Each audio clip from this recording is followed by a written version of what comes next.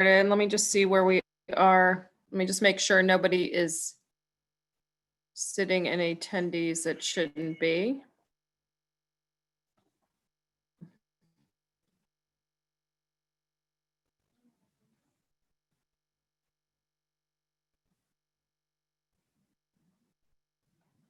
Okay.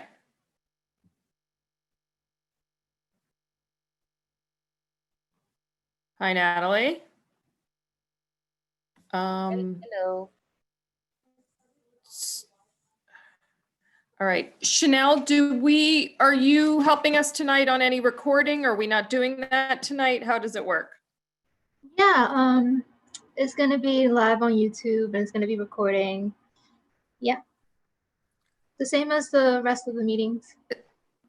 Okay, all right. Well, I think we can get started if you wanna, All right. if it's good by you, let's go. Yeah. So traffic and transportation special meeting, it's July 6th, 7:03. Thank you, everybody, for being here tonight. We're gonna pretty much go straight to our agenda item with the MTA. I do want to provide an update before we get started, though, on the 181st Street busway. So this isn't an update as to substance, it is an update as to process. So the Community Advisory Board, which is DOT's sort of first step, is bringing together both members of CB12 and representatives from elected office and other, organizations, et cetera. DOT has convened that group. I think they're still inviting people. The first meeting is tomorrow at 3. And after tomorrow's meeting, I expect to have a lot more information about what the process is going to look like. So things like, when would it come to CB12? How quickly there is even going to be a plan? Are they going to get right into collecting feedback tomorrow? Yes or no? We don't know anything now, except that there is this invitation. That's what I got on that. So I would say that look for an update from me tomorrow, late in the day or earlier on Wednesday. And at that point, hopefully I'll understand more about what's the impact on this committee, because clearly we'll be part of that process, and anything else salient for you guys. So that's what I've got on 181st Street busway. With that, let me pass it to MTA, Howie Levine, and we have Al, is it Refi? And do we need to get you set up to have the screen? Or do you have a presentation you want to run through? I'm going to share my screen now with everyone, if that's all right. Okay, great.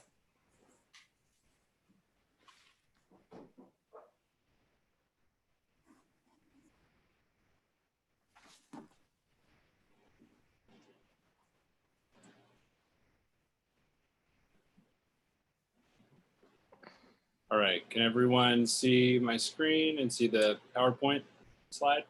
Yes, I Perfect. can. Yes. Perfect. Well, great. So for those of you who don't know, my name is Howie Levine. I work for government relations at MTA New York City Transit. I'm joined today by Al Rafai, who's a senior project manager on our A-line elevator replacements, and can fill in some of the technical knowledge that I may not know offhand. So we have a short presentation, and then, per usual, we'll take any questions.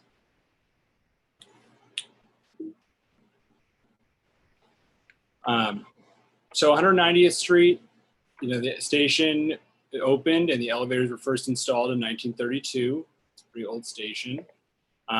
Elevator travels 137 feet from the station house down to the mezzanine.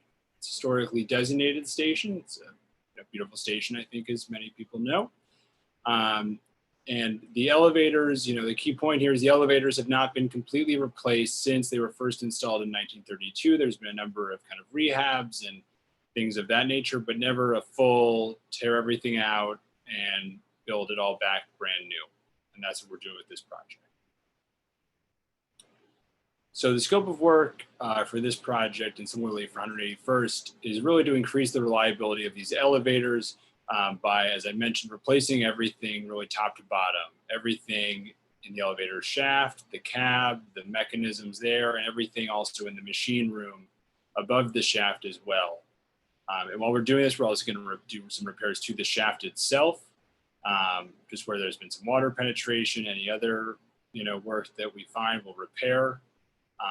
It's not quite as extensive as the work at 181st Street, where we had to build kind of an additional shaft within the shaft to make sure there was no future water penetration. Thankfully, that's not the case here. We're going to be installing a new LiftNet system with these elevators. The LiftNet system is what communicates with us about the elevators, how they're doing, what their status is, alerts us to any needed maintenance. Hopefully before anything, takes an elevator out of service. It also communicates a lot more information with us than it does now. So if anything does happen, we'll be able to know exactly what it is, what kind of crew and parts we need. And so we can respond a lot quicker. Additionally, we're adding a backup battery system that will allow passengers to exit the elevators if there is a loss of power while people are in them. And lastly, communication systems upgrade. Most notably including 2 security cameras in each elevator cab, so there's no blind spots in terms of what might be happening in the elevators. Just to remind folks of the layout of the station, there's 2 entrance and 2 access points, one at Bennett Avenue and through the tunnel, and the other at Fort Washington Ave and Murray Corbin Circle, the elevator entrance we're going to be working on for this project. Additionally, below that, I have the ridership figures for this station. On the left are the kind of, I would say, normal times pre-pandemic ridership figures, where you have 10,500 people using the station every day. About a third of those people are using the elevators to get where they need to go, so about 3,500 people. Right now, we only have about 2,000 people total using the station on any given day, which, if you're assuming that the percentages of elevator versus tunnel use are roughly the same, it's about 600 people who are using those elevators every day, which, to give you some scale, is about 3 full subway cars under normal times. Not subway trains, subway cars. So ridership's certainly down at this station as it is across the system. So for this work, as at 181st Street on the A, there's no station bypass required. The trains will still stop at this station as they normally would. Of course, access is only going to be from Bennett Avenue. The Fort Washington Murray Corbin Circle elevator entrance is going to be closed during this work for 12 months. We have that and have had that scheduled to begin in September for quite some time. We're looking at potentially accelerating it into late August if conditions permit. Right now, we're still on schedule at 181st Street on the A to wrap up in August. And additionally, for those who are wondering, we're also still on schedule at 191st Street on the 1, although that's a little farther into the future. But we're very happy that, we've kind of been able to keep ourselves on schedule and catch up when we've fallen a little bit behind over the last few months. And so we're pretty happy with that. So for alternative travel options for customers while these elevators are out of service, we recommend people use the 181st Street station, and specifically the elevators at 184th Street, which will be newly reopened, as a kind of inherent part of this project. Those will be back open before we close the elevators at 190th Street. Additionally, from the elevators at 184th Street, either going to there or back from there, local M4 buses operate, and also M98 buses operate, specifically during rush hours in the peak direction, and provide a bus connection for those that need it between the 2 stations. And just to kind of hammer it home, the Bennett Passageway remains open throughout every part of this work. Additionally, during this work, we're going to have some material staging in the parking lane up on Fort Washington. Kind of a rough estimation of where that will be in blue on the left. This will just be on Fort Washington Avenue. There's not going to be any storage needed on Bennett Avenue. And of course, during the work, we'll have personnel going up and down these stairs, but the staircase will remain open to the public to access the park.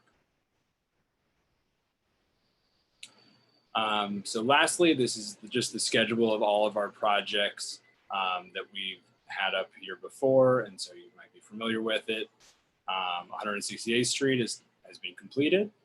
191st Street on the one is ongoing. Should wrap up in February of next year.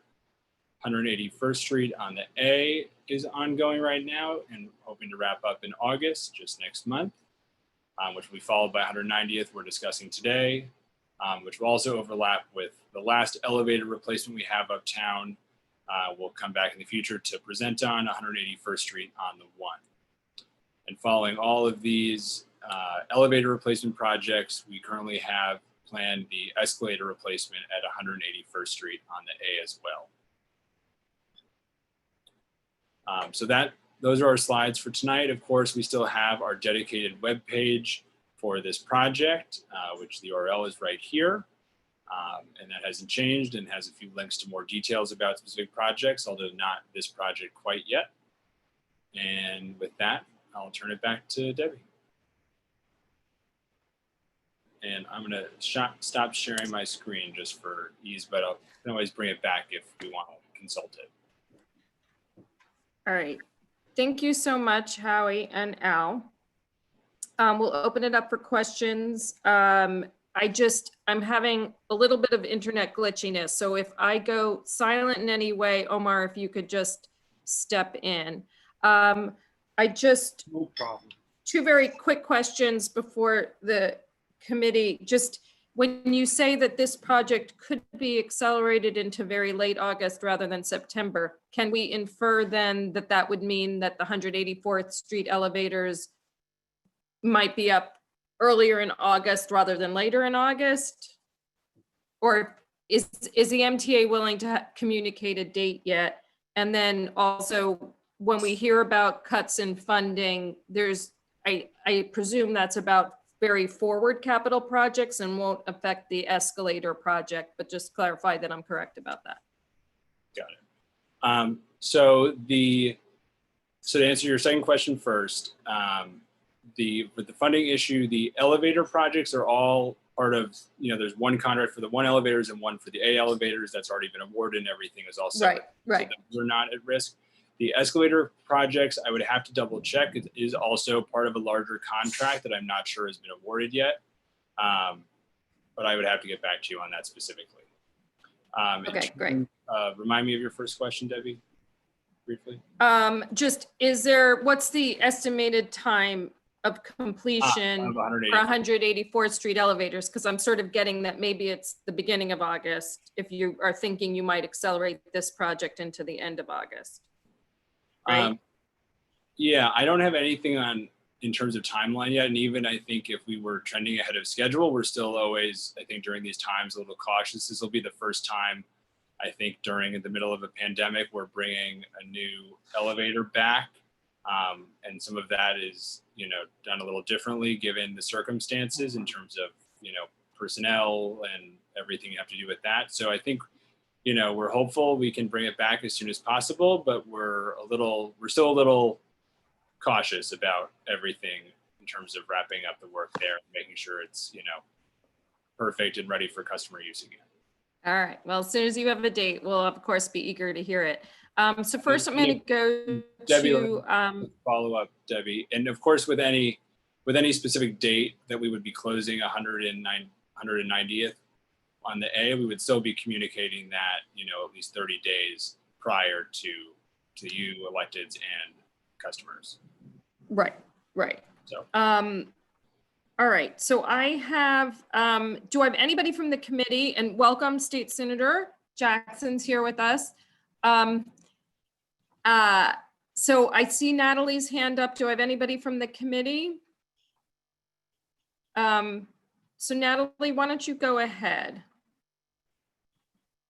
Yeah, thanks. I did want to follow up with Debbie's question because I think it was our understanding that no two station elevators on the same line would be out at the same time. So I just kind of really want to reiterate that if you are shutting down 190th, early it will be because the 181st stroke 184 is done. Correct. There'll never be any overlap. As we've said previously, that's still the case. There would never be any overlap between two stations on the same line. All right. So we're just going to infer what we're going to infer, Howie. I'm just going to say that. All right. So just looking through, is anybody from CB12? I know we have Maria here. Hi, Sally's joined us. Oh, Edith, I didn't see you join. Nice to see you. We have, because we do have, is that Kathleen? Is that Kathy Diaz? That's Kathleen Colley, sorry. No problem.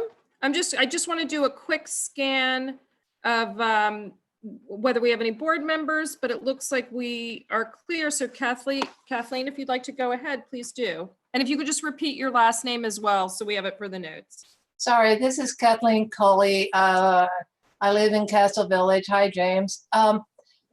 I have a sort of tangential question. It has always been my understanding that the MTA is trying to achieve a situation where every other station is handicap accessible.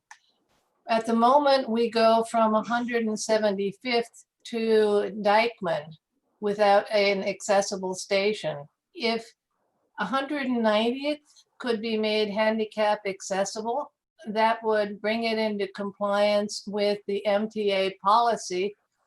And I am by no means an expert in this, obviously, but I have gone and looked at it. I can see there's already a ramp from the subway platform to both the street at Bennett and the mezzanine level. And it seems to me, again, I'm not by any means an expert, that it might be possible without undue expense to put in an elevator on the downtown side, in which case the remaining piece would just be a ramp of some sort or possibly elevator extension from the upper mezzanine to the street. And I guess my question really is, have you thought about that? Because I think there would be a lot of people who would like to have a handicap accessible station there. This is, as I think everybody knows, the deepest single station in the entire system. Sorry, I didn't mean to shut you up. No. So Kathleen, it's definitely, we've commissioned a study of the entire system and every station to look at how they can be made accessible. And, that's something that we're always looking at. In terms of the A line more generally, for our 2020 to 2024 capital plan, as part of that, we have planned to make 181st Street on the A accessible. And that would be fully accessible both directions, uptown and downtown. 190th Street is not included in that for the moment. And of course, our capital plan is in a little bit of financial trouble right now. Right. But in terms of what we had laid out as our priorities for the stations to be made ADA accessible in the next few years, 181st Street on the A was declared one of those stations. Well, that would certainly be an improvement. I had moved to 190th just because, again, I'm ignorant. It seemed easier to do it there. 181st is, well, maybe with the new elevators at 184th, it works better. I don't know. That the escalators plus the platform seem to be complicated. At 190th, there are certainly a number of other factors in terms of the elevators, as you mentioned, not going fully to the street level as it does at 184th Street, that certainly need to be dealt with in addition to, making that ramp ADA accessible and changing the turnstile configuration at the Right. ramp. But it's definitely something that we are looking at in terms of just expanding accessibility across the system overall, especially when it can be done more easily. Well, I think that's great, and thank you, and I wish that the budget were in better shape, but don't we all? Don't we all? Thank you, Kathleen, and thank you, Howie. Sally Fisher, you had your hand up. If you want to unmute yourself, I unmuted myself. I just had a there you question, are. And given that I know nothing about the work and what the capital plan is, but I do live near 207th Street, and that elevator seems to be going out all the time. And it seems like I remember that Upper Manhattan elevators we had like 5 of the 10 worst elevators at one point in terms of outages. What are you doing to correct those kinds of problems uptown? Like, are things like fixing 207, is that out forever? Or are there plans to address repairing faulty elevators? Yeah, so to answer your question, in terms of elevators overall in Washington Heights, this replacement project is I think probably by far the largest piece of that, and expanding those deep station elevators, which I think are probably most problematic when they go out, and when anything negative happens to them, it's most problematic. But in terms of 207th is was scheduled to be replaced also as part of kind of a regular cycle of ADA elevators throughout the system. But I think that's also currently, on hold because of the capital plan. And when you say on hold, how long should I expect it to be on hold? Unfortunately, I don't know that. Okay.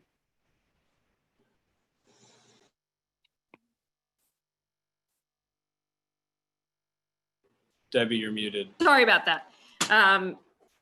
I mean, like I'm sure at every level, in every community board is talking about this, but this certainly at CB12, the accessibility up here has been a hot topic over a number of years, and we were relieved, sorry about that. We were relieved to see, the capital plan that included an, incomplete, but a big start on some accessibility in stations, and to see the budgeting, obviously, for the capital plan in peril I just feel like we were so close to getting something, and I really hope things change. Maria Luna had her hand up, and then Edith, sorry, I'm just seeing you now. So Maria and then to Edith. Yeah, these elevators are going to be automatic. You don't have an agent there. Are they going to have an agent on the elevator? Yeah, so Okay. the agents that are there now will be returning, yes. Okay, so it's 24 hours, 24/7, or just the agents are going to be there 24 hours and 7 days a week? There's no change to the hours of the agents. Another concern that about the when you mentioned about the battery, to be there in case there is it's a problem. How often do you make sure that the batteries work in case that something happens and then the battery is not functional? Sure, I don't know, technically, I don't know if Al knows specifically, but I imagine that's part of the LiftNet system, is constantly checking that and making sure it still is, fully operable and would be able to, take the elevators to, the top or the bottom if there was a power outage. And is it possible we can start doing something about the accessibility, making sure that by the time the elevator is in operation, also the accessibility is, because there's like cobblestone around the area. Can that be looked into, maybe they expedite, making sure that people that are, use canes and walkers and wheelchair will be able to use it and not to wait for another facet of our, the requirement by the community board. Can they start doing that at the same time or not? They have no money? Two questions. One, in terms of expediting this station becoming accessible, unfortunately, we can't do it at the same time, just because of the kind of lead time for it being a capital project and, having that happen. Unfortunately, we can't do that. And especially right now, given the state of the capital plan, that's not really something that's on the table at the moment. But if there's specific cobblestones, I'm not sure where the cobblestones are you're referring to that I could, because I Right could at the look into entrance, that. like from Fort Washington, that you have to, you have to go like a little to the right and then you turn left to get into the station. Uh-huh. Those are like brick, like red brick or something like that. I don't know the material that they, So just kind of the stability of the stairs there. correct. Okay, I can take a look into that. It might be something we work out with the Parks Department as well. That's a fantastic place because the cloisters are there, the fort, we need that, people, not only for the local people, but also for tourists that comes and, and visit that area. We should make sure that, everything is accessible to them. Thank you. Thank you, Maria. All right, Edith Prentice, and just Edith, don't forget to unmute.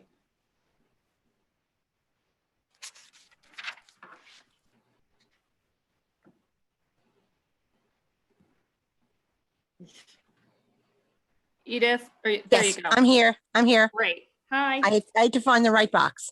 A couple of questions.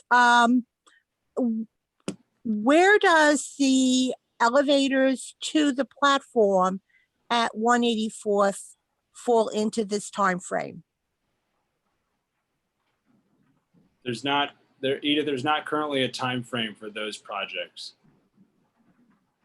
So that will be a number of years in the future? In all likelihood, yes. Something has to be designed and then awarded, and then, even under a design build timeline, it would still be a little while, yes. Okay, because before he left, Andy had said that they were, they were in the plan. So I am concerned about that. We come back to the issue of the vertical gap from the platform to the train.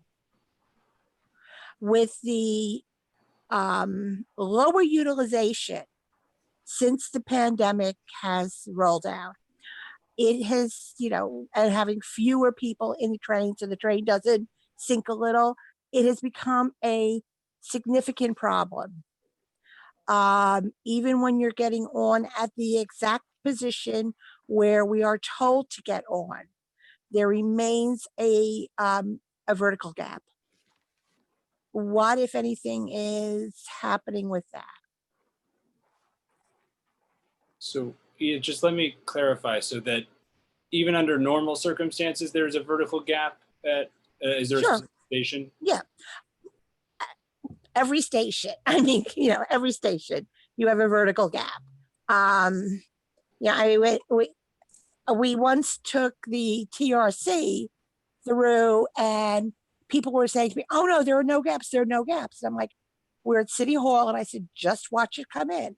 And as you come in, the level of the train goes up, it comes down, and creates a situation where when it's particularly high, people cannot necessarily get on to the train. Got it, Ian. So I know at stations where we do make And them, this station has been remediated already. We've had 2 times on some of these stations where they've raised the platform, and it remains a problem. So Edith, I know at stations where we do, build ADA, whether it's elevators or ramps, to certify it as an ADA accessible station and label it as such, we do line up the platform and make sure those gaps are ADA compliant. I just know that from some of my other projects I've worked on. In terms of doing it at stations that are not otherwise ADA accessible, I'm not These sure. are ADA accessible stations, 177th Street, 168th Street, 207, etc. These are stations that are allegedly accessible. So Edith, if you want to communicate, specific stations that have this issue to the board, and they can get that to me, and I can follow up and see what we can do about that. And we've addressed it to Alex. We've addressed All right, it. well, let's just, if you guys can just connect and make that happen. So that should the not be vertical gap connecting- issue, 175th, me. 168th, It should not be 207. connecting external to the committee. Well, because we're we were having a back and forth. So if the next step is that he's saying send it so that Howie can have it from us, then let's just do that. Has to come through the committee, because otherwise you'll then say, we haven't sent it to him. We haven't given it to them. Okay, do you want to write it up and send it to me and I will get it to Howie? I shouldn't be the one having to do this. This is the issue. We all know it's a problem. Okay. We know it's a problem. It's not new.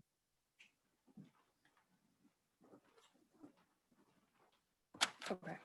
So Howie, is that, if we get you information about the CB12 stations with vertical gap issues, including 168, 175, and 207th, you could get a little feedback to us on outside of a accessibility capital project, how that might be addressed or if it might be addressed? Certainly. Okay, great. Thank you. All right, just scanning. I think that is it for, I haven't, just leave me alone. For questions on this item. I think Let Robert is waving me- his hand. Hi, Robert. Hi, Debbie, I got a, Oh, David, I just have a simple question. Why always the buses in Fort Washington says not in service? I struggled to hear that, Rob. What was that? The bus in Fort Washington always says not in service. Always, like, you know, one behind the other, saying not in service, not in service. the M4 or the when there M4, was, the M4, also the shuttle bus. Got well, it. the shuttle bus hasn't been running for a little while during the pandemic, but But the How- M4 is always yeah. the M4. I would sit in the restaurant over there and 193rd Makima, and 3 buses at the same time pass by, and they said not in service, not in service. And people waiting for the bus. Yeah, I'm not, I can't say exactly what was happening at that moment, but, generally sometimes we will, if buses start to bunch, we will take one out of service and, send it down to the end of the route or somewhere else on the route where there is a larger gap in service. That's maybe why you would normally see an out of service sign, or a bus maybe going between routes where it's needed, bunching on one route and needed on another route. There's a lot of flexibility with buses in this regard. But in terms of seeing 3 in a row when there was people waiting and there wasn't necessarily one that you saw that came soon after, that, is not what we'd like to hear. And, if you can get me in the future more specific details about like time, date, and if possible, any bus numbers. It was this Friday. Okay. Last Sorry, Friday. uptown around- going, did you say uptown or downtown? Going downtown. Okay. Friday around 3:40, around there. Okay. So Yeah, I will- Howie, there's a way for you to check if we, like, just sort of what the performance was heading downtown, like, was the schedule met on scheduled buses going down? Is there, Yeah, there's a way to check that, no? You can generally look at that usually. So yeah, I can kind of check in with those general parameters and see if there's anything that looks unusual last Friday. And that was a Saturday service on Friday, or what service was running on that federal holiday? On Saturday, I'd have to double check, but it was, probably a Sunday service, I think. Probably a Sunday service. Okay, yeah, if there's, as you know, the M4 is like the endless source of frustration, so. We always want to know how we're doing there. All right, Jim, come on. Yes, no, I appreciate you though. State Senator, did you want to share anything with us? First, thank you, Debbie and the committee for having an update on the MTA situation, and that's good. Thank you, Howie. Obviously, the concerns that I had were raised and answered. And the only thing outstanding is what Edith brought about, and I just think that it needs to be addressed. Other than that, thank you. Thank you for stopping by. Bruce and Richard Allman are waving at me. Okay, go ahead, Richard, and then Oh, Bruce. sorry, not you, Oh. Debbie. Senator, I was just thanking Ah. him. You know what the picture, the photograph is behind him? Who is that?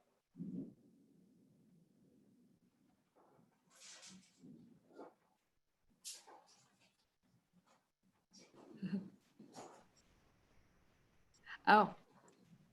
It's like you get to see everybody's art. Yeah.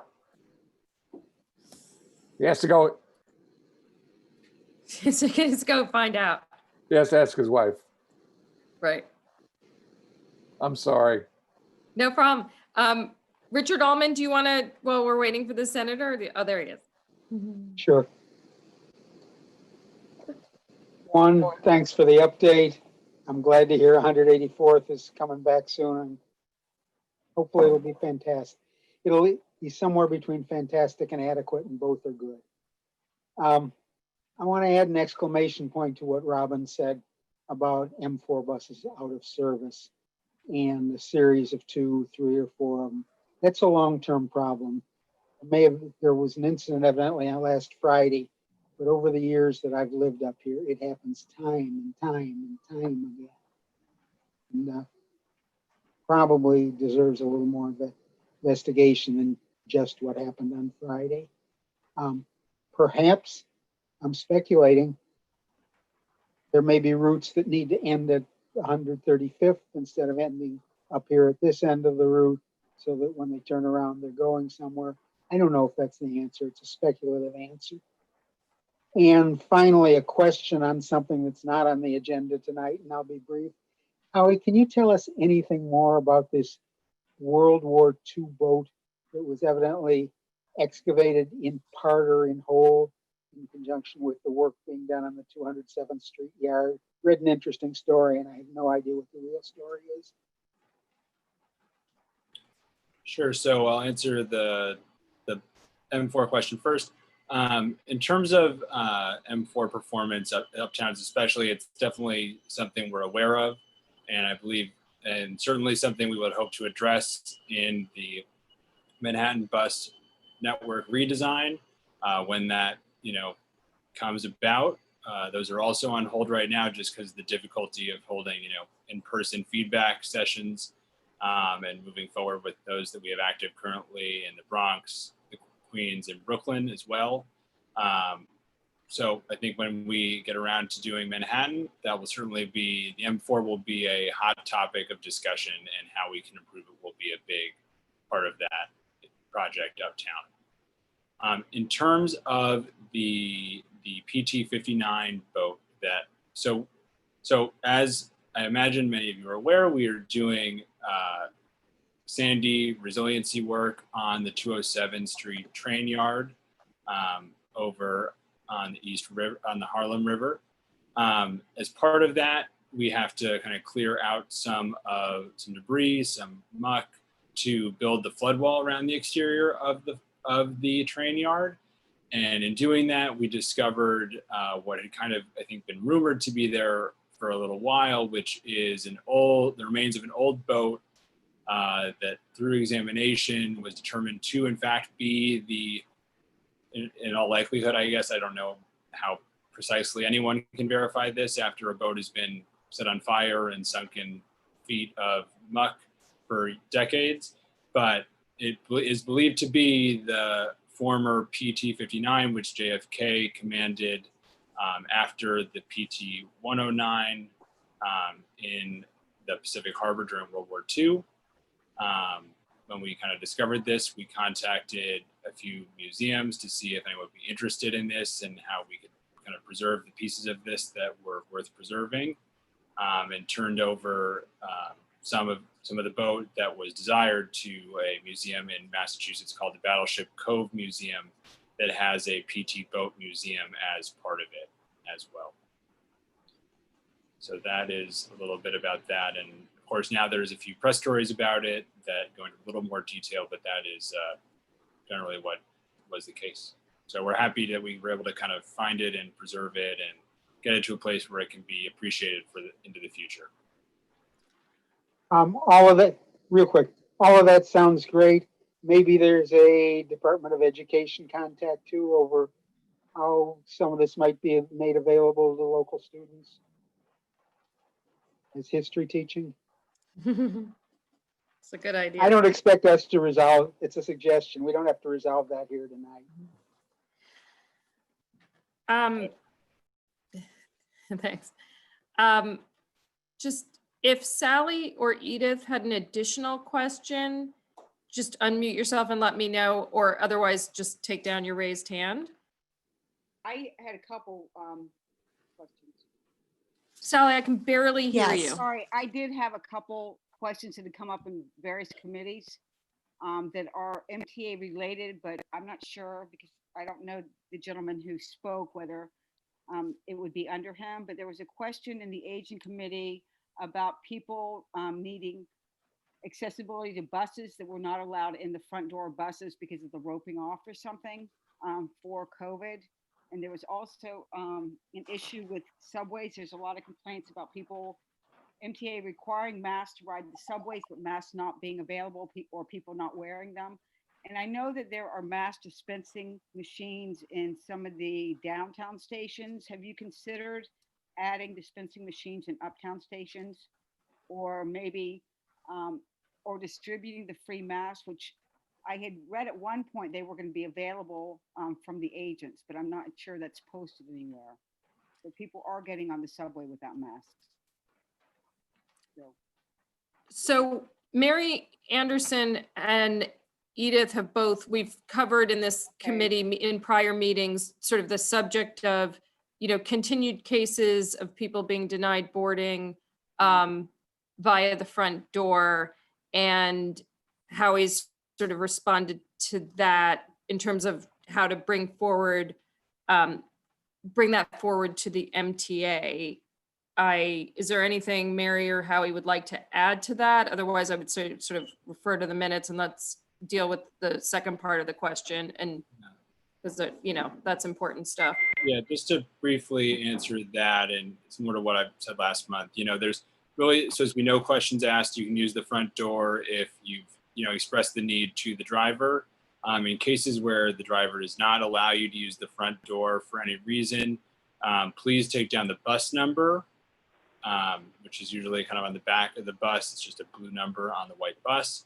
And just send that to the board, and you can forward it over to me, and I can report that and have the driver spoken with and make sure they fully understand how this policy is supposed to work. But that's been the policy since this first went into effect many months ago at this point. I don't know if Mary wants to add anything, but. Yeah, no, I haven't had any additional issues. So, you know. Glad to hear that, Mary. I'm sorry? I just said glad to hear that.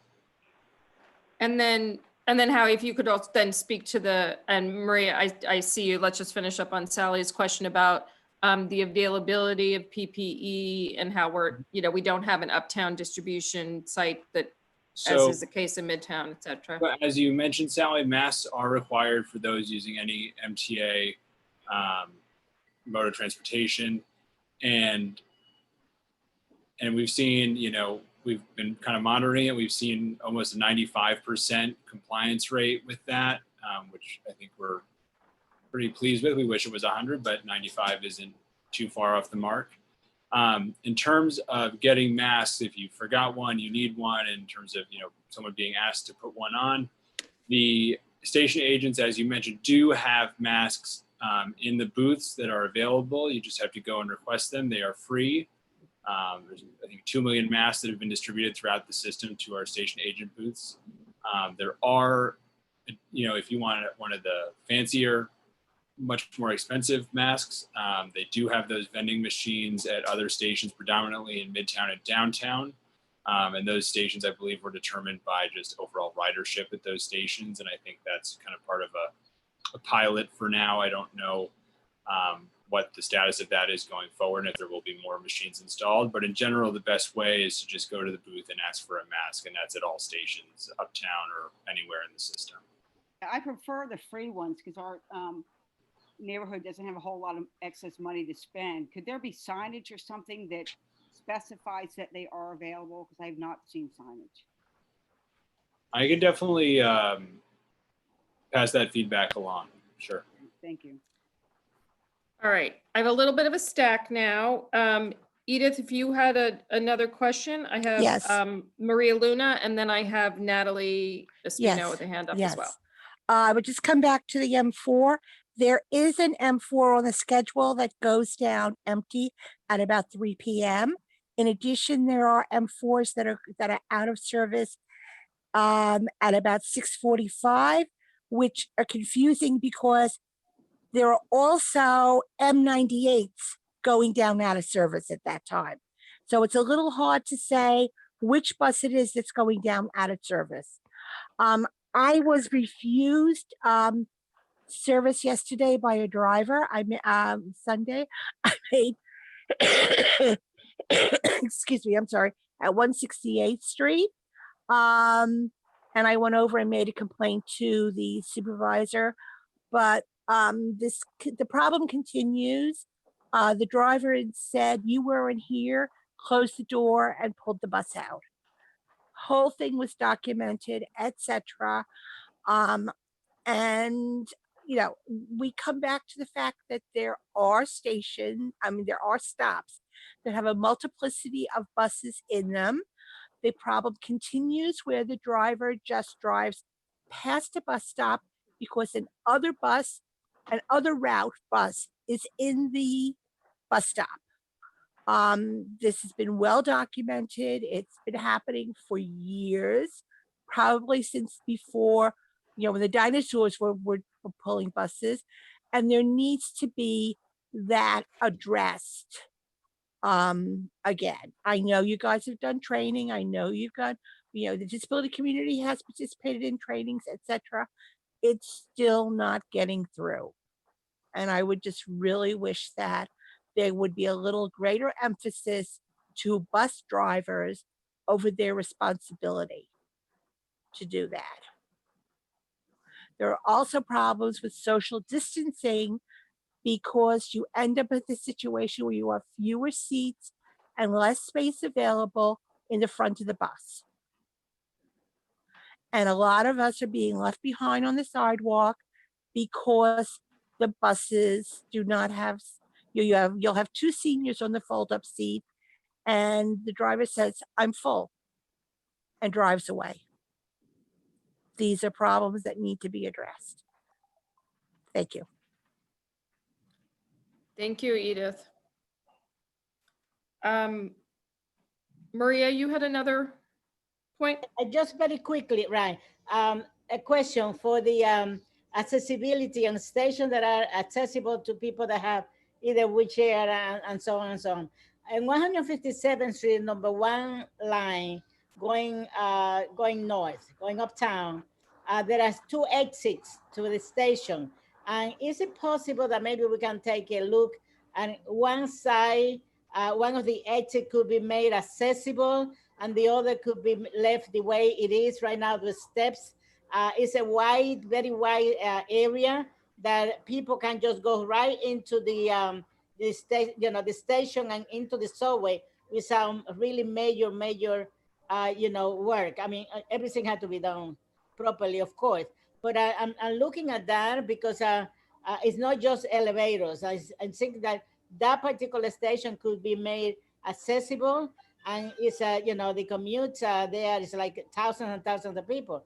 So maybe, what do you suggest, David, that we can do a presentation to the committee on some plans on how to, a recommendation from, to make sure that is a possibility, at least on the uptown side. Because then we're going to have the next stop is 168th Street.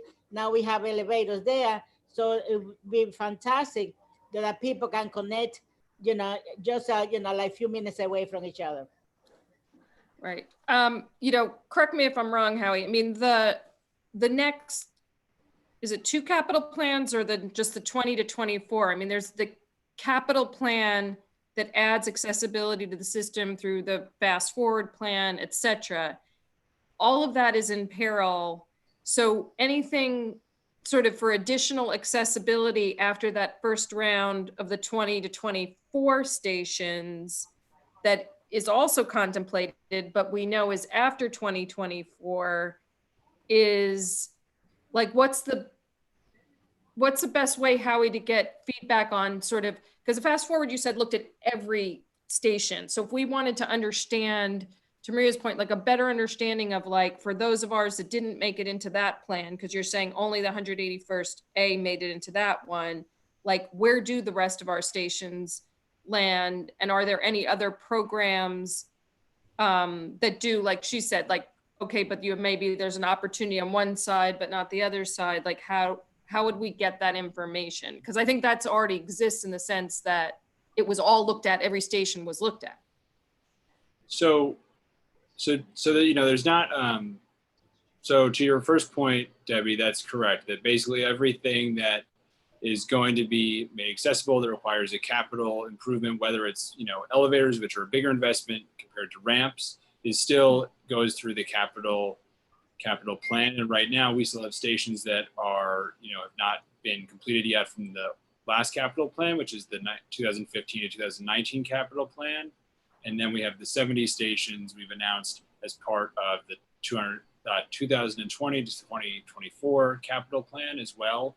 And so kind of future, more stations beyond that would be part of any following capital plan, which would be a number of years into the future at this point.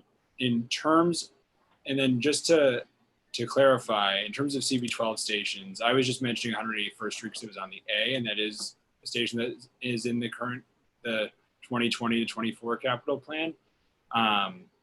168th on the 1 is also in the 2020 capital plan, as is Dyckman Street on the 1, which is, I believe, going to be ramps, not elevators as well. Yes, great. Yep. And so, and that was all previously announced. And so in terms of why we picked certain stations over others, there were some community meetings to solicit feedback on stations run by our system-wide accessibility team within New York City Transit. But generally the goal is to have stations that you can't be anywhere in the system where you're more than 2 stations away from an accessible station. That was the goal with the 70 we announced. And then additionally, we take into account ridership at these stations. And those are the main criteria we've looked at in terms of, there's a number of other factors, if there's any specific facilities nearby that are, in a big demand by people who might need an ADA station, things like that are generally taken into account. But I think that largely answers the question. All right, thank you so much. Thank you.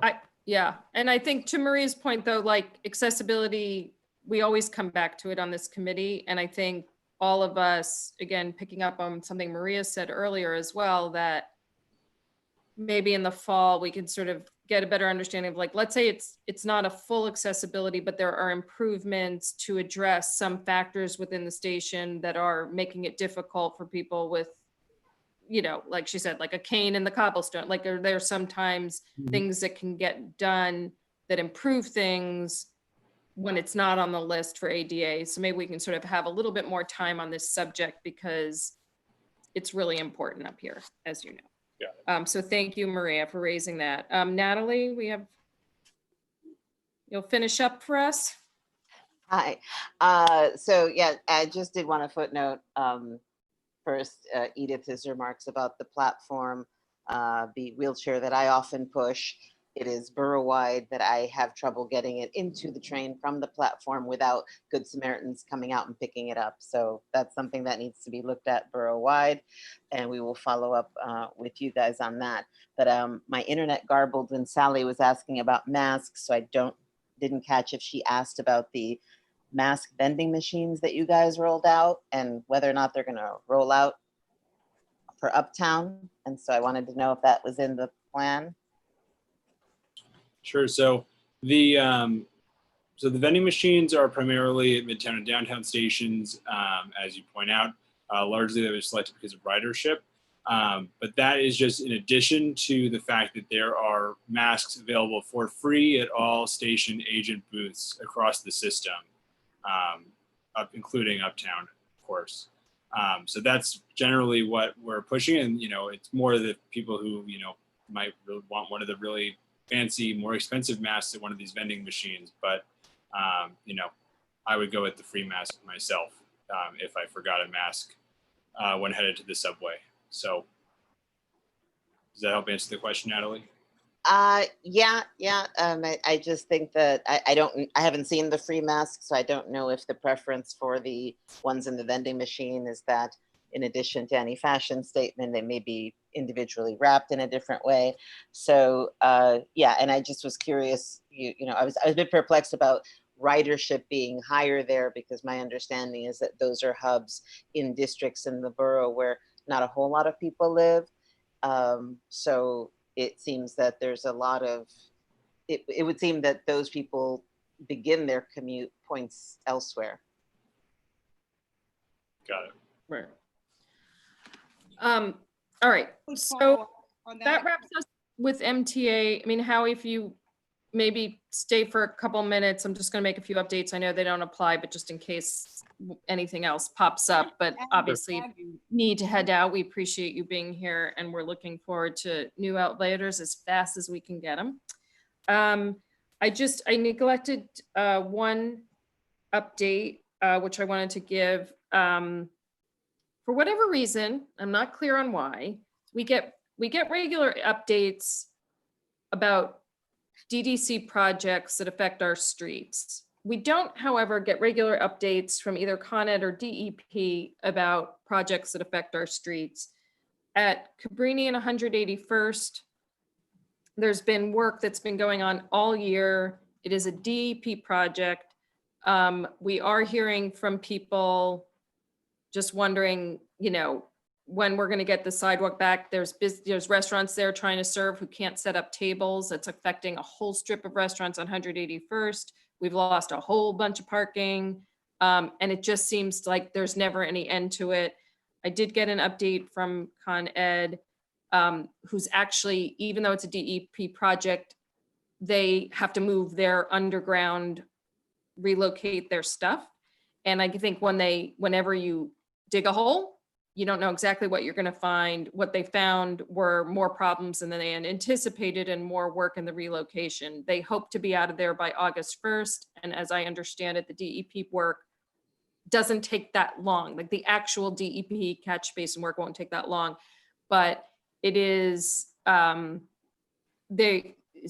it's been going on all year and it's going to continue through the summer, clearly. So that's the update there. The next thing I wanted to bring up, and I really did want to keep this meeting sort of focused on just the MTA, given it's a special meeting, but one thing, and I'm sure everybody on the committee has been seeing, and it's something Omar and I have talked about, is over the past, certainly all through June, we're seeing a lot of stuff about Revel scooters gone wrong.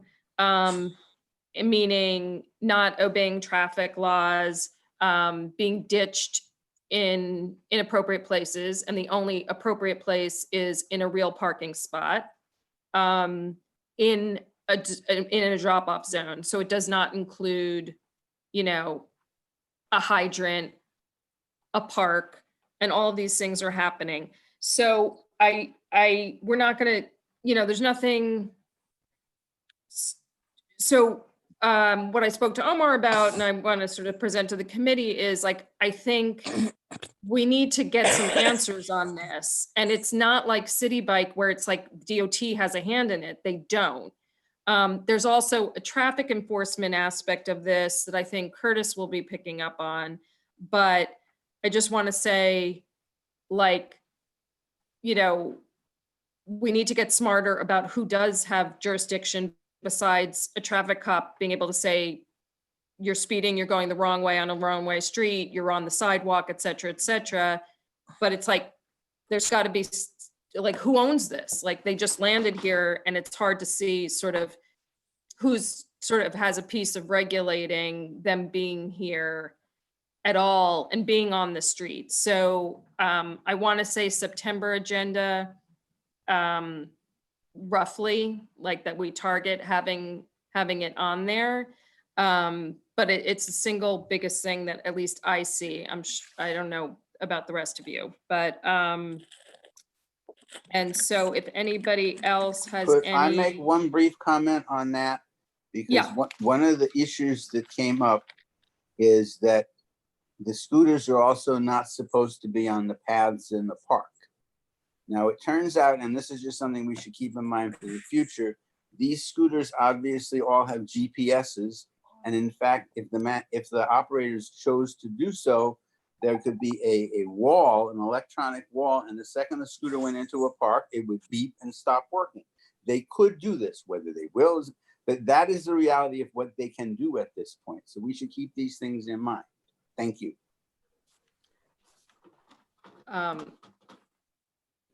Yeah, I mean, one thing is they do have license plates. So you do have an ability to report that, but as far as I know, the only thing you can do at the moment is report it to the company. And that's presuming you got your eyes on the license plate and you were able to, get all the information together that would allow them to sort of like discontinue somebody. Omar, and then I see, Omar.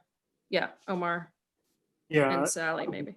was just gonna second your sentiments here because, again, as you mentioned, one day they weren't here, and then one day we turned around and they were everywhere, and not in a great way, because I don't want to say it's every day that I go outside, but more often than not, I do see someone on a Revel bike, and they're clearly disregarding a red light, going right through a red light. Like, God forbid someday somebody gets hit by a car which actually has a greenway right of way. So it's not the first time I've seen Revel users completely disobeying a traffic light, and it's unfortunate. And I see it everywhere. It doesn't matter where. It could be on Fort Washington. I've seen it on Fort Washington near the Cloisters. I've seen it on St. Nicholas down by 170th Street. So clearly there's no regulation. And my feeling is that the Revel bikes are being treated kind of how dirt bikes were treated by the NYPD in the past. That for them, it's much more dangerous for them to go after them and chase them down than to actively try to stop them, because it causes a chase down with a vehicle that's sometimes much more nimble than an automobile is. So that's part of my feeling as to why they're not being regulated as thoroughly as we would want them to be. But I do echo your sentiment. We need to know who's responsible for it and who can we talk to about the park issue, because it does come up in the parks meeting. Why aren't they GPS locked out of park environments, as James mentioned? Because that is an ability that can be had. If I could just make one additional comment, it turns out, again, with the technology, if the cops identify one of these things, they could actually contact they'd have to have it in the software, of course, but they could contact the company and it would just shut down the scooter and it would coast to a stop, and then the cops could go up to this thing and deal with, they just have to report it. Again, all of these things are possible. Now, the company's not going to want to do any of it, but again, we have to keep these things in mind when maybe we can even invite a representative. I have a hand up. Right. Gerard? Yeah, so Jim just touched on it. So my ask is that Revel should absolutely be asked to be at the September meeting. I have two asks. I mean, these bikes have licenses and they actually don't disappear. They have insurance, they have some general liabilities. I have to believe that Corporation Counsel of the City of New York knows that they exist. Somebody knows from a liability standpoint that they exist. They've been permitted to do this. I think that my two asks are, they should present at the meeting. They should advise Community Board 12 regarding Revel's pedestrian protection mitigation plans, because they're obviously putting us all at risk. The second, they should have to advise Community Board 12 regarding Revel COVID-19 mitigation plan to protect the public from the spread of COVID-19 via the scooter. Our restaurants and businesses have tremendous restrictions placed on them. There is no reason in the world why Revel should not have restrictions at least equal to that. That's All Thank right. you. Thanks, Gerard. All right, I'm sorry, Sally and Edith, once again, is that a new hand? And if Yes. so, okay. Yes. Edith, go ahead. Okay, first issue. This is a technical question. And this is not meant to be silly. My chair has a gradient governor. Do these vehicles, someone was whipping down from 181st over the Amtrak tunnel in the Revel, and it was creating a problem. They almost hit a baby carriage because they could not control the whatever you want to call it on the gradient. Number two, I would like to ask that whenever we discussed city bikes, we also discussed the fact that city bikes, in violation of federal law, are not accessible. And there's a lot of money in those things. DOT should be dealing with that. We've had discussions with the commissioner, and nothing seems to be going. There are localities that do have accessible bikes equivalent to city bikes. And I'm just asking for the same courtesy to the community. All right, thank you, Edith. And I just have a couple quick questions. Sorry, is that Sally? Yes. Okay, go ahead.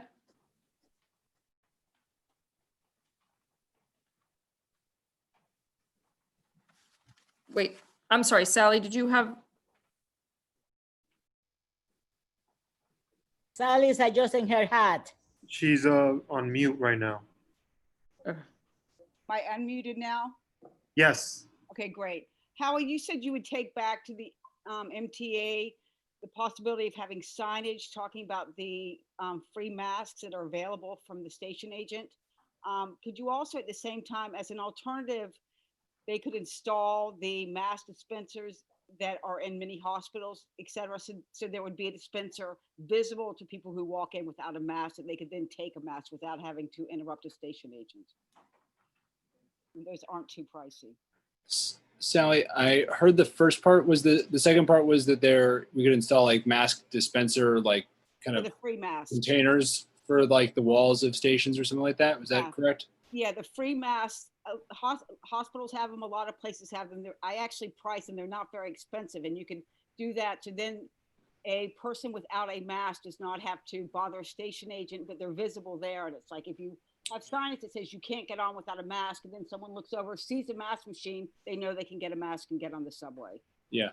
So Sally, yes, I will follow up with our marketing team about any signage about the free mask. We have, put it in our videos that we've put out in our press releases and things of that nature to try and get the word out as widely as possible. But I will follow up if there's any efforts about signage. In terms of installing those mask dispensers that you mentioned, I think there's definitely some concern about, I would guess, abuse and overuse of those in terms of people just grabbing a handful of those and then disappearing quite quickly. And I think that's why they've been kept with the station agents, where you do have to go through a little bit of effort to go ask a station agent for them and they can give it to you. I guess I just feel like if someone's abusing something like that to make all of us safer, it's a kind of abuse that I don't worry about that much.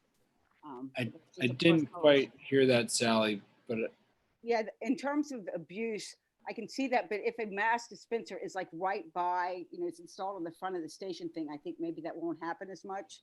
But in terms of the abuses that can happen in this world, someone abusing to get more masks that will be used to protect more people from spreading the virus is not on my top 10 list. yeah, I don't know if the concern would be about taking as many masks as they need for the next week, and as much as people maybe vandalizing or taking the masks for no reason and throwing them away, and Okay. all sorts of, I think, unfortunate behavior that we still see in the subway, unfortunately, is for as much. I understand that. All right.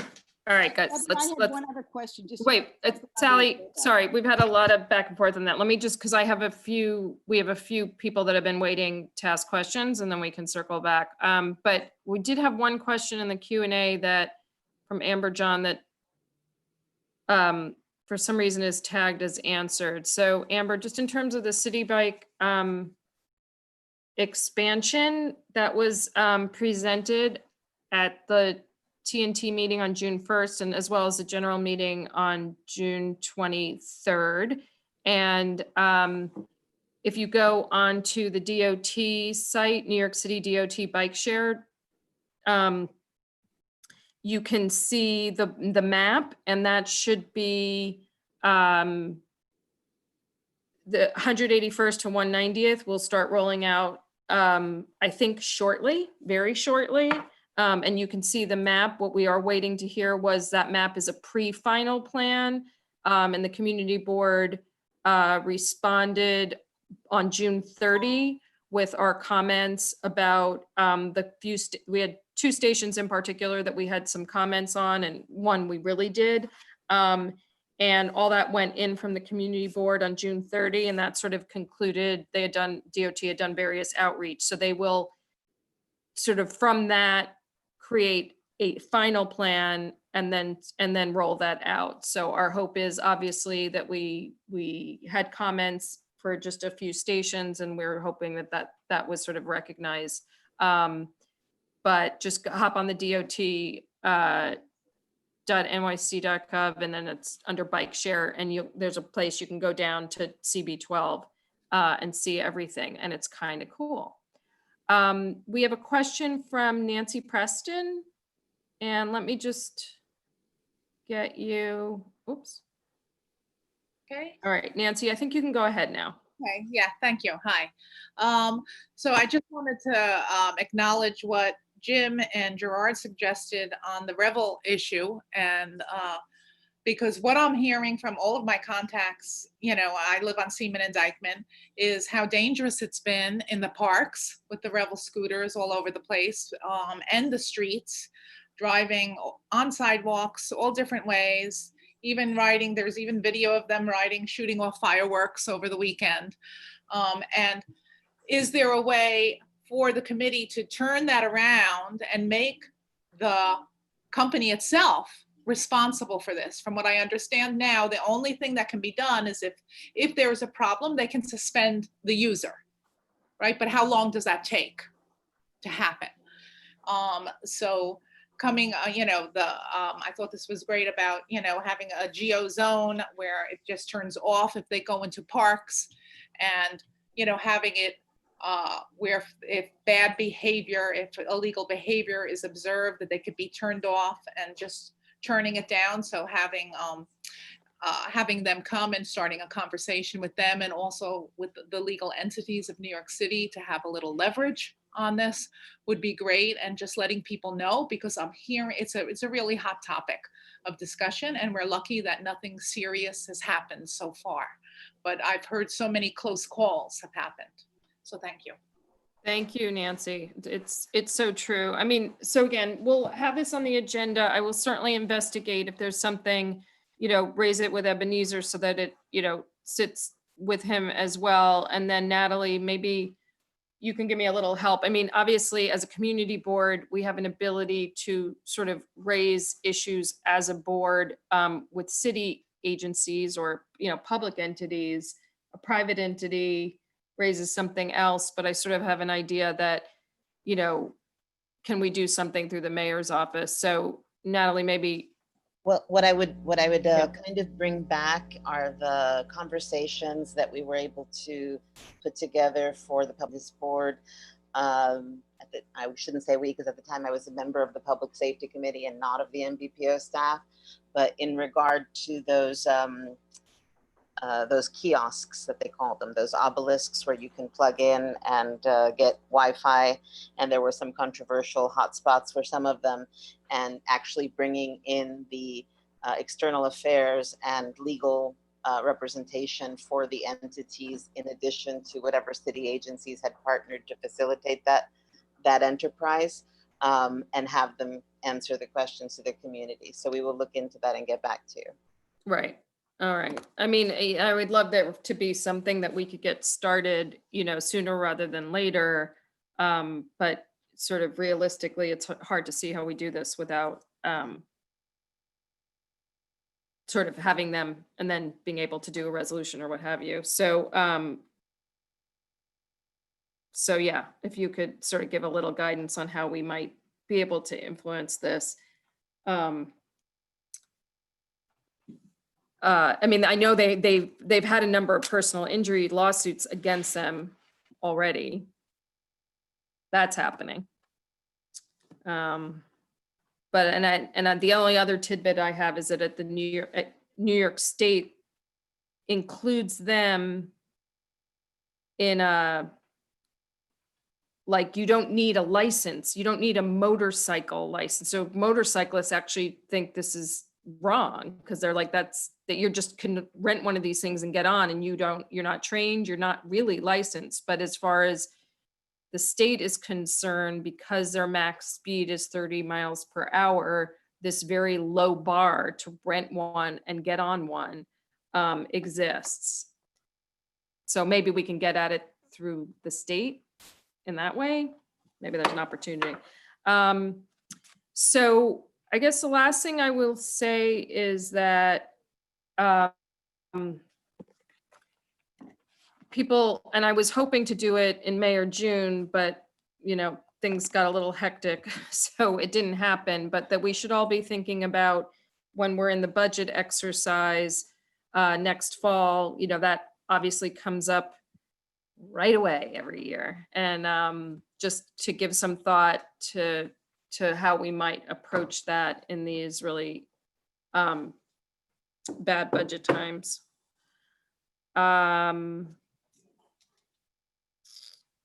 All right, I'm just taking a look through the Q&A. Okay, and I see Barbara Woods had a comment about, in addition to the reckless driving of the Revel scooters, is it possible to get a few strategic speed bumps as traffic calming? That's an excellent point.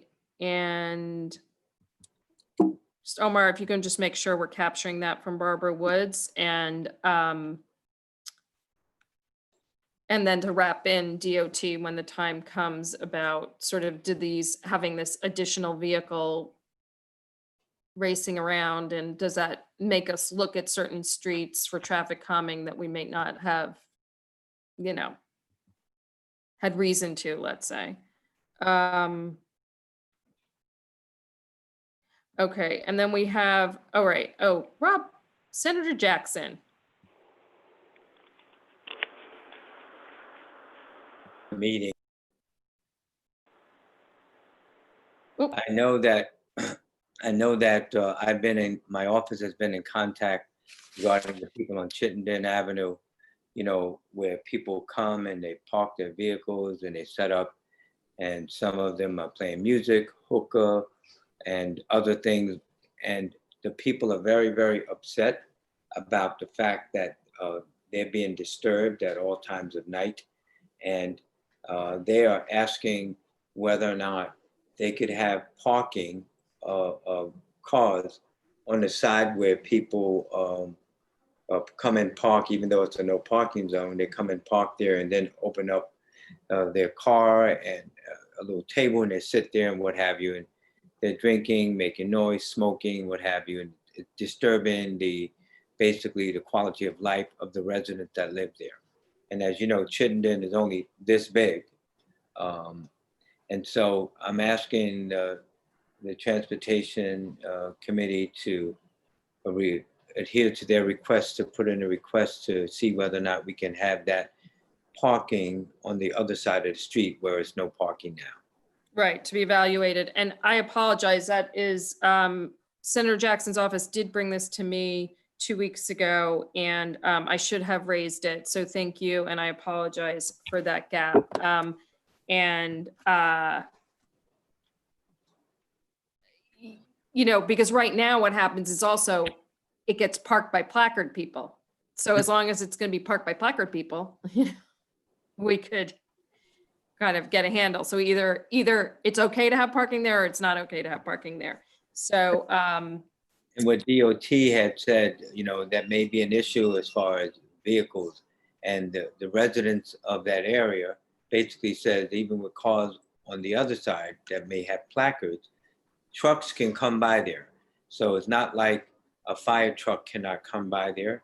And then they threw up a possible option in the brief discussion I had with DOT people.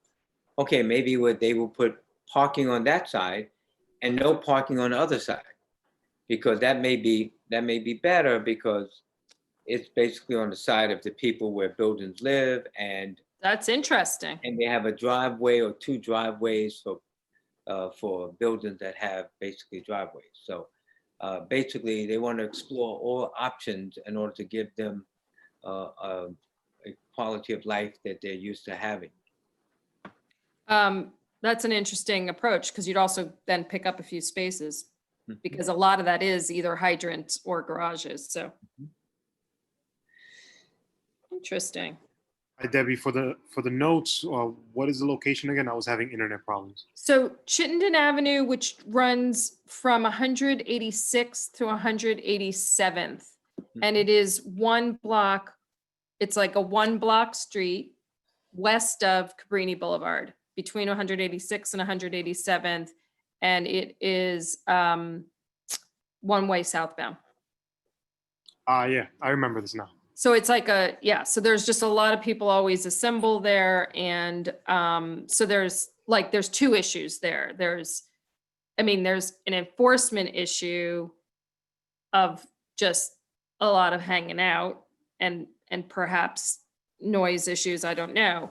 But then there's the issue of parking, both as it relates to sort of people's ability. So people just end up parking in a no standing zone and then hang out. And as I said, there's a lot of parking, a lot of placard stuff. Chittenden Avenue, I want to say. It's Chittenden. Avenue. Yeah, I've seen people. Yeah, exactly. Congregating there. Sorry, I just have, Gerard, is your hand still up? Oh, no, sorry. No problem. And then Maria? I'm hearing Robert about the issue of the noise, parking and all that thing, and I think that would be fantastic. I think we need to educate people that they have to respect our community. They cannot just sit around until 2 and 3 o'clock in the morning drinking and carrying on. We don't have enough police officers to go around and making sure that is, that have to be under some control. Eliminating some of the amenities that we have in our community is not just around here on Riverside Drive, the same thing is happening. And it's just people. We need to get people to understand that the street are to walking and to things like that, but not to have entertainment whenever they feel like that. I mean, just imagine what we suffer with the firecrackers. The whole thing was just like a crazy thing all over the city. So I think that we need to make sure that the people who are using, are they coming, Robert, from another area and just entertaining themselves on that area, or just people from the immediate community? It's bothering me because we are suffering this situation all over. Need people to go to bed early and children to go to bed at 10 o'clock or maybe 9. And, getting a glass of milk and put them to bed and things like that. But this situation is much running all over us, and people need to have some quiet time for themselves. So I just don't know about the no parking, the parking and things like that, but it's just like, it's a pain what is happening all over, our communities. I just wanted to vent. Thanks, Maria. I just want to capture we had, somebody in the Q&A was saying, how do we recommend getting a speed bump? Their recommendation is on Seaman Avenue between Dykeman and Academy, or at least surveying the community with their interest in it. So speed bumps, if I'm remembering right, and perhaps one of my colleagues on the committee can straighten out my recollection if it's not right, is that it used to be, you know, we'd ask for community input and if there was enough support, and then you put in the request.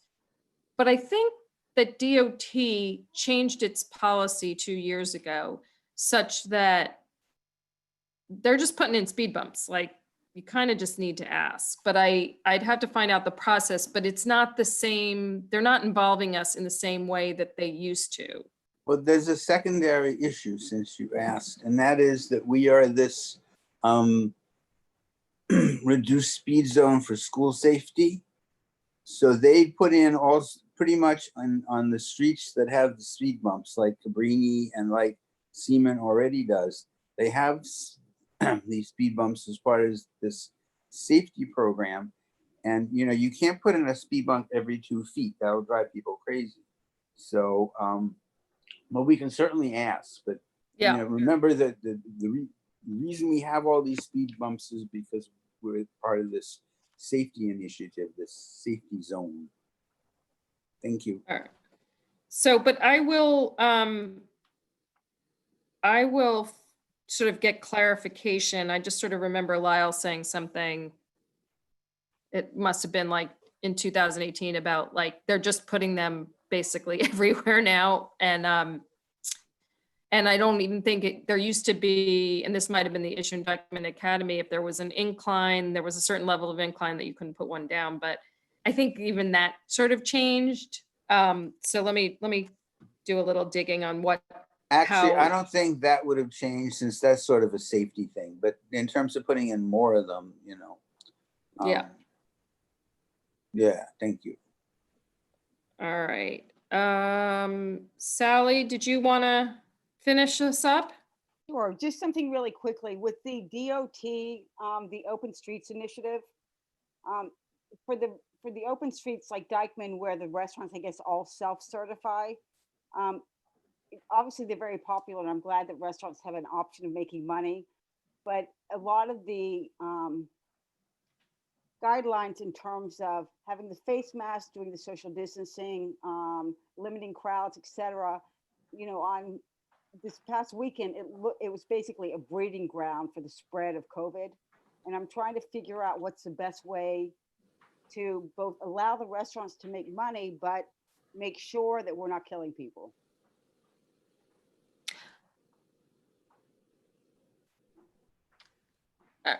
All right. Duly noted. I mean, I think that's sort of the bigger question, and also how we're dealing with hotspots. Like if a hotspot emerges, then a whole set of things happens, right? And things start to get shut down. So we have a, you know, you can sort of say it didn't look like there was something, but right now, that means then if it does the worst comes to pass, and we start to see, you know, then there's all of a sudden a hotspot created, and it was identified as having to do with that kind of congregating, then there's things that happen, right? With tracing and shutting down, et cetera. So it's sort of like, I think it's a little bigger than the TNT. Yeah, but on the other hand, if they're not going to follow the rules, they're asking for trouble, and you know, maybe we should just rat them out to the governor. Because they, you know, if people don't follow rules, the whole house of cards is going to come down again. We're going to have to climb up his mountain all over again, and none of us are in the mood for that. Right. It's terrifying. Now, on a related, also in the Q&A, Amber John was also asking, have we considered a partial shutdown of Fort Washington Avenue for outdoor dining purposes?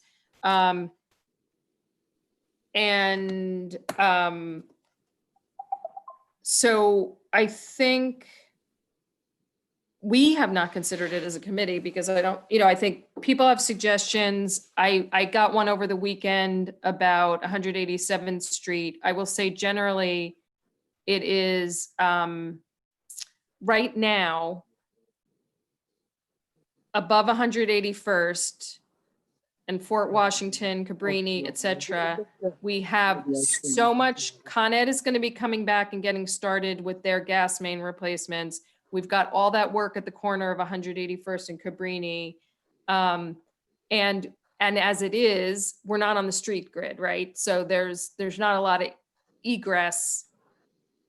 And you know, it's hard to get in and out sort of regardless. And I don't think you can do that on bus routes. So that also is a Fort Washington problem. So I think we need to keep the ideas coming and feed those to DOT, and people can do that directly, or they can come through us and we'll get it to DOT.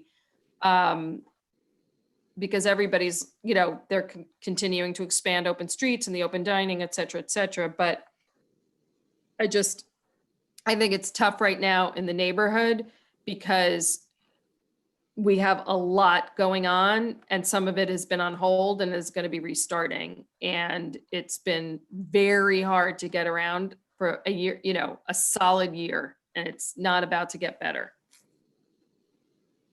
All right.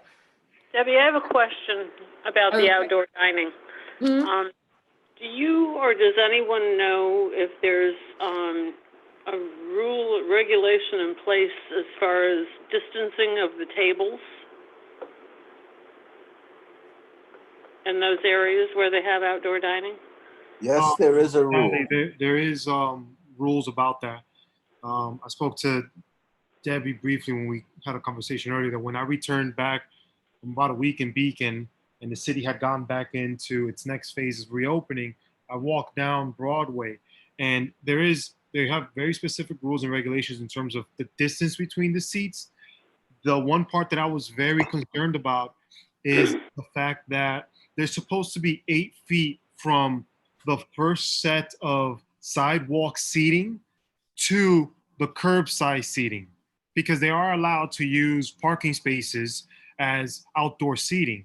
So the problem that's occurring in a lot of the businesses up here is that not only are they putting the seats on the curbside, but then they're putting seats adjacent to the curbside. And when they do that, the 8 feet between the sidewalk seating that's right next to the business and then that additional curbside seating that they've added on top of the parking spot seating is now reduced to less than 8 feet.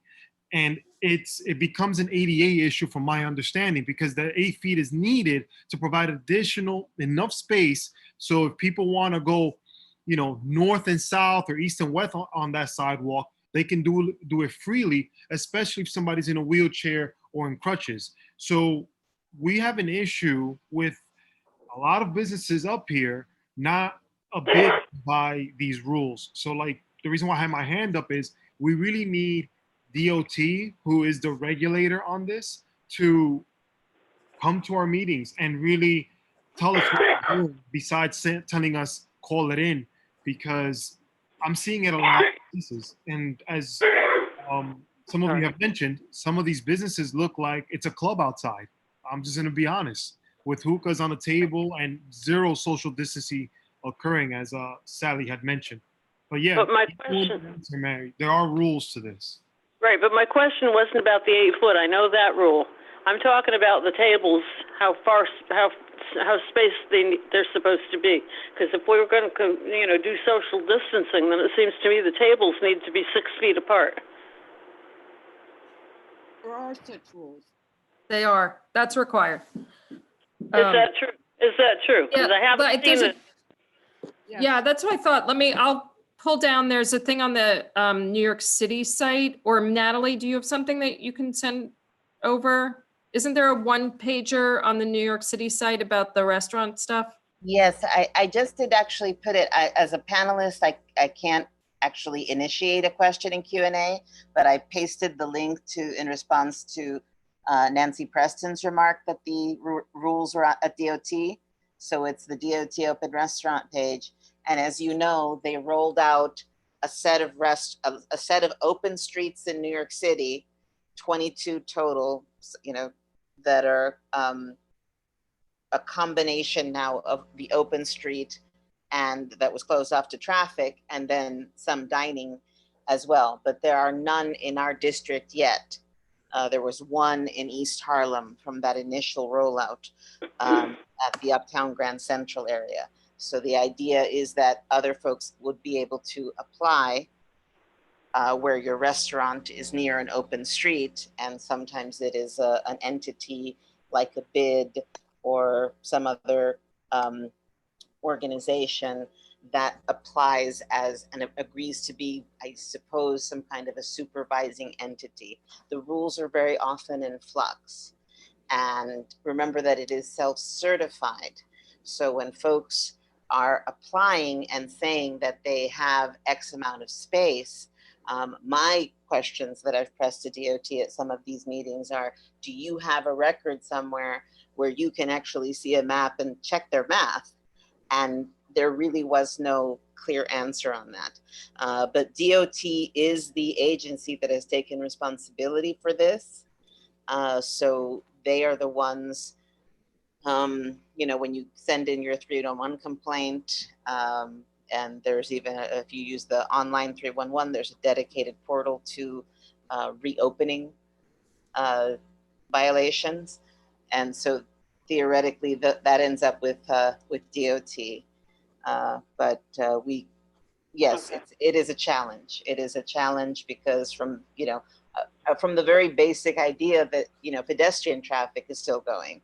So pedestrians who have no relationship to the diners on either side of them, have to kind of hold their breath, because then the diners clearly, because they're eating, are unmasked. So Right. it creates some noodles here in the recipe, and we just go kind of one step at a time with it. But in my neighborhood here, I have yet to see tables that are 6 feet apart from each other. If anything, when people sit at the tables, they're back to back on top of each other. And, unless I see something in writing, I'm reluctant to call 311 because I don't know, I want to be sure what I'm talking about. Yeah. We have a clarification on the Q&A saying, and that's 6 feet between the sides of the table, not from center to center. So that should theoretically create more space, not less. I'm confused about what the center of the table, what the difference is. You said 6 feet. Well, you want to measure from edge to edge, or else it would end up people would be closer. But it doesn't mean, to your point, that then when the chairs in, and if they cut a foot or two, and then you've got the chairs, then people are sitting in each other's laps. Right, and I'll say it also has And to that's do. happening in my entire neighborhood here, at all the restaurants that have tables outside. Yeah, So- I think it also has to do with the seating configuration and, in theory, where the diner is facing. So it's sort of like the regulations about elevator riding, that 4 people can be in an elevator that is only about 5 feet across, as long as all 4 are facing a different corner. So the idea is, it's not that the virus can't move side to side, is that you're supposed to, keep your mask on and be, facing that corner until your elevator, opens up. So the idea is that as long as the diners on one end of the table are 6 feet away from the ones facing toward them on the other side of the next table, then that is sufficient distancing. But it's not the tables themselves, the entire surface area of the table, that has to be 6 feet apart. Yeah, but that's not happening. All right. Thank you, Mary. Thank you. Sorry, and then just, I think we're getting ready to wrap up. Nancy Preston, did you have something you wanted to say? Or is that an old Yes. hand? Yeah, yes, I do. Thank you. So there are just 3 things I have to add to this.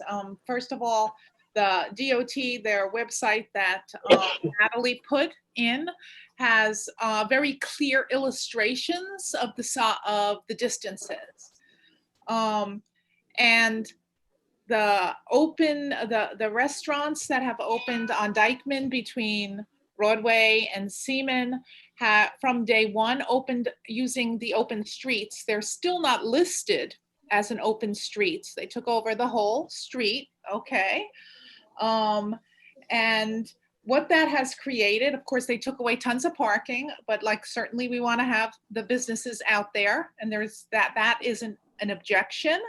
But what has happened in a traffic perspective is cars and people coming now double park up along Seaman, several blocks, up along between Seaman, the gas station, and Seaman and Riverside, and then also along Riverside. So there is a really big issue. And of course, people hang out in these cars, picking up on what Maria was saying. And then, because the restaurants have to close at 11 o'clock, right? They clean up. Now it has become a party place that's open. I guess it's just a party place and everybody hangs out, and you know, neighbors are just going crazy with this because it goes on all night. And so that's created another issue. The other issue is the egress, the traffic. So when you close off that whole street, emergency vehicles can't get down. They don't have access because we don't have normal one-way streets there. And so it's very difficult for emergency vehicles to get to that west side of the area. So that's a traffic issue I think needs to be understood.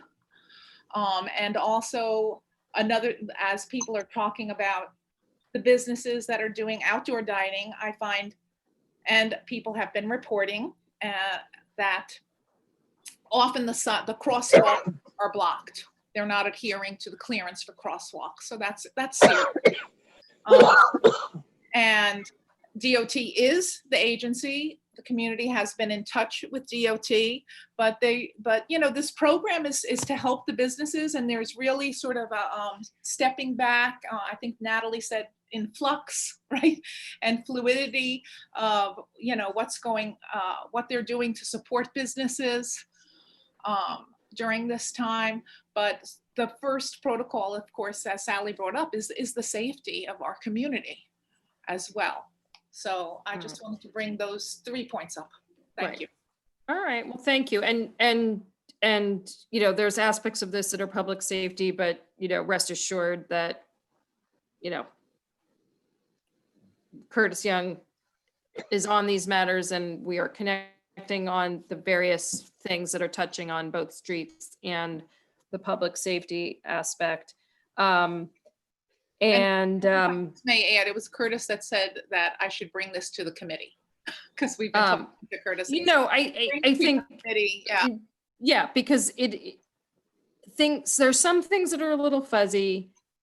I'm not saying don't bring it here. I'm just saying there's aspects, it's a traffic enforcement. We have heard this thing about Seaman and the double parking, et cetera, and I didn't know about Riverside as well, but stands to reason. And then there's a lot that's under DOT's jurisdiction. So no, so it's much appreciated. And as I always say, we're only as good as what we are hearing from you all.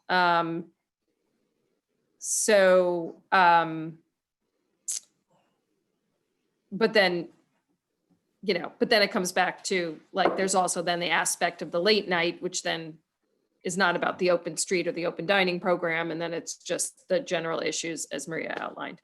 Anyway, with that, I think we're going to wrap it up for the summer. I know I still have some follow-ups with MVP and with Ebenezer, et cetera.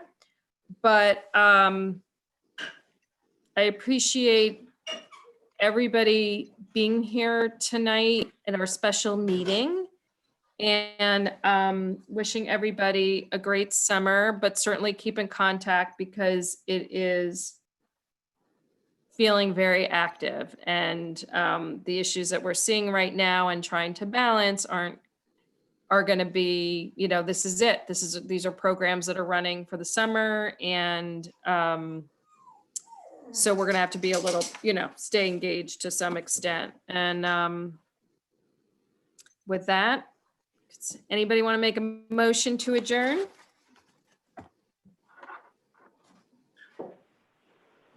Unmute yourself. We adjourn.